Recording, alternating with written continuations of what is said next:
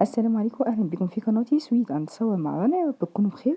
اول ما تشوفوا فيديو من فيديوهاتي وناويين تشتركوا في القناه، وانتوا بتشتركوا في القناه يبقوا فعلوا الجرس عشان توصلكم كل الاشعارات الخاصه بالقناه. عندي شويه برد كده بس بسيط فمأثر على الصوت. النهارده باذن الله هنعمل كشري الحله الواحده وصلصه مش هتفرقوها ابدا عن بتاعه المحلات. حتى الكشري ده عباره عن ربع كيلو من العدس، طبعا كل واحد بامكانياته وحسب عدد الاسره. ده ربع كيلو معنا عدس بجبه، وبنسيبه منقوع ليلة. لازم يتساب يا جماعة منقوع ليلة. ليه؟ البقوليات عامة بتخرج السموم بتاعتها، حتى كمان بتكبر وبتاخد شكل تاني خالص، فبتفرق معانا. حطيته على البوتاجاز بعد ما صفيت المية بتاعته، مية من الحنفية عادي، ويا دوبك قبل ما يغلي كنت طفيت عليه وغطيته وسبته لغاية ما اجي استخدمه تماما. انا عايزة مية من الحنفية واحطه على النار كده. بمجرد ما هلاقي المية سخنت هغطي تاني واسيبه على الجنب وابتدي اشتغل في الحاجة بتاعتي. حط معاه شوية كمون وفصين من الثوم. بعد كده هنيجي للبصل، ويفضل يكون بصل ابيض متقطع جوليان وفيا، يا اما بالسكينه يا اما بتاعه بتاعه البطاطس، مقشره البطاطس. قطعت البطاطس، وبعد كده هبتدي احط عليه شويه من الدقيق وشويه من النشا، كميات متساويه، واحط عليهم شويه ملح، وابتدي اغلفه كله كويس جدا في زيت غزير ساخن. طبعا انا بحط كميه زيت قليله، يعني الطاسه اللي قدامنا دي مقاس 12، وبعمله على مراحل. عايزه اوريكم حاجه. ده البصل اللي اتعمل بالنشا بس، وده البصل اللي اتعمل بدقيق ونشا. طبعا شايفين فرق اللون عامل ازاي.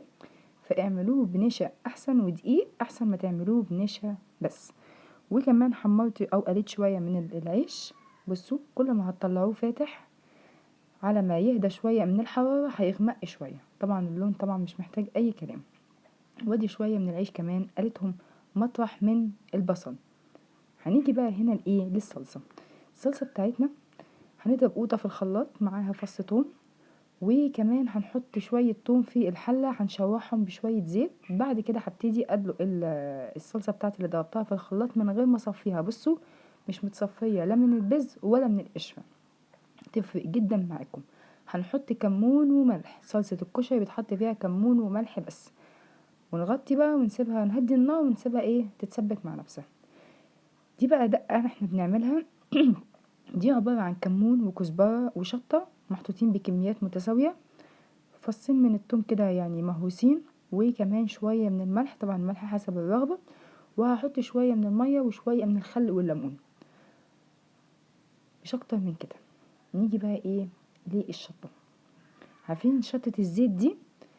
بصوا بنجيب شوية من التوم بنشوحهم كده على خفيف، وبعد كده بنحط الشطة. بس طبعا لو في اطفال نبعدهم عن المطبخ، ولازم نفتح الشبابيك كلها، لان الشطه بتتحط على النار فبتخلي الواحد يعطس ويبهدل الدنيا يعني.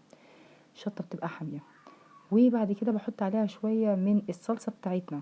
خلصت على كده. نيجي بقى للكشري نفسه.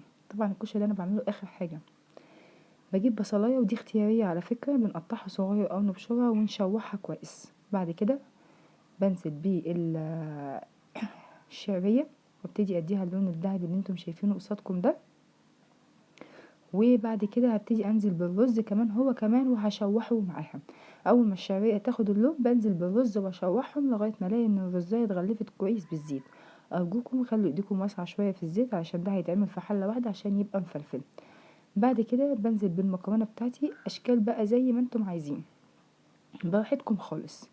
وبعد كده بنزل باخر حاجه العدس. بصوا العدس انا ما اديتلوش غلوه ولا اي حاجه، بس هو يا دوبك سبته بس على ما قليت البصل وعملت الصلصة والكلام ده كله، هو يعتبر شبه استوى. بنحط المية تغطي الكشري بتاعنا كويس جدا. اول ما هتغلي طبعا بحط كمون وبحط ملح. اول ما هتغلي هنغطي ونهدي النار لمدة 10 دقايق. بصوا الشكل بعد ال10 دقايق عامل ازاي. بنخلي المية ازيد منها قد عقلة صباع كده. بصوا شايفين مفلفل مفلفل مفيهاش كلمة يعني. وده طبعا كان الشكل النهائي بتاعنا. بصوا أكلة حلوة جدا لميناها كلها.